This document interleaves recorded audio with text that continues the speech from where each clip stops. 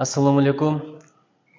Азыр мамлекеттик катчы сүйлөп атып, мага телефон чалып атып, антип атасың, мынтип атасың деп бетим айтып койду дегенден улам сиз жөнүндө ойлоп отуруп бир икая эсиме түштү. Карышкыр, түлкү, арстан үчөө аңга чыгыптыр. Бир буканы кармаптыр, бир текени кармаптыр, анан бир коёнду кармаптыр. Карышкыр келиптир дагы арстан коён менен. Жатса арстан чакыртыптыр, адилеттүү бөлүштүрчү бизди бүгүнкү олжону деген экен. Мына, сиз эң чоңубузсуз. Чоңго бука жарашат, буканы сиз жеңиз. Текени мен жейин, ал эми тоок кичинекей түлкүгө жараша берет, түлкү жесин деген экен. Адилеттүү бөлүштүргөн ушул деп туруп башка бир ойгон экен. Ошол ойдон наркы дүйнөгө кете бериптир. Анан түлкүнү чакырыптыр. Түлкү сен бөлүштүрчү адилеттүү десе, арстан бардыгы сага жарашат дептир.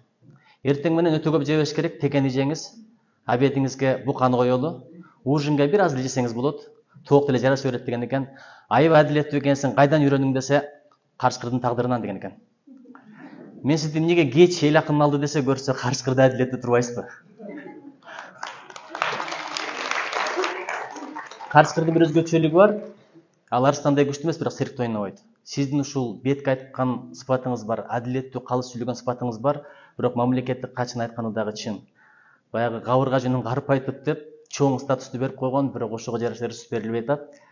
Ушунча ар бир акындын, ар бир ырчынын, ар бир инсандын көңүлүн калтырбай келип атасыз. Бул сиздин улуулугуңуз, чоң рахмат сизге.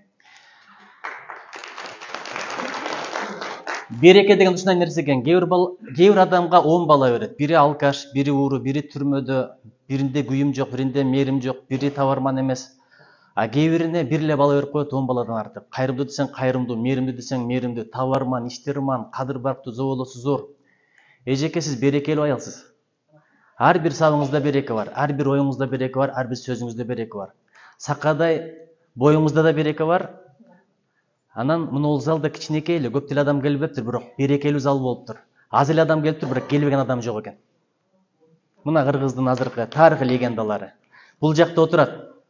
Карасаңыз, Төлөгөн Мамеев аксакал агайыбыз отурат. Дарика Жалгасынова деген, не деген планета, не деген гигант. Жанында Ильяс Юсупалиев агабыз отурат. Эсирадин Аманбаев өткөндө аңгемесин окуп алып, ошондон баштап таптакыр башкача карап калдым сизге. Сиз мындан ары чыгарма жазыңыз. Бүгүндөн баштап батасын алып кетип. Тигил жакта жаштардын өкүлдөрү Улукбек Омокеев отурат, Колдош отурат. Эми мен жакшы көрүп бирин уккан Токтогүл Черикчиева, Раст Моматкулов агайларыбыз келиптир. Надырбек ата болсо өзүнчө бир мегапланета.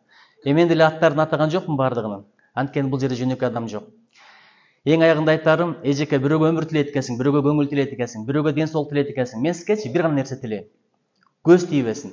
Анткени сизде өң десе өң бар, өнөр десе өнөр бар, акыл десе акыл бар, ажар десе ажар бар.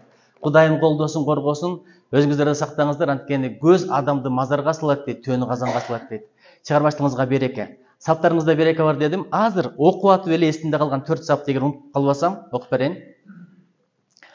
Адамдардын адамдыгы адамда. Алды артын карап баскан бадамда.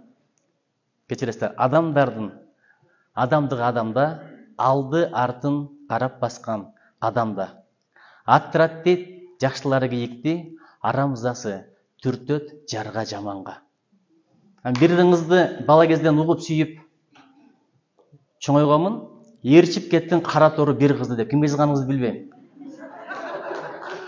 Бирок бир дегени так билем. Кара тору кызды ээрчип кеткен эме азыр бармагын эмес чыканагын тиштеп өкүнүп жаткан кез. Чоң рахмат.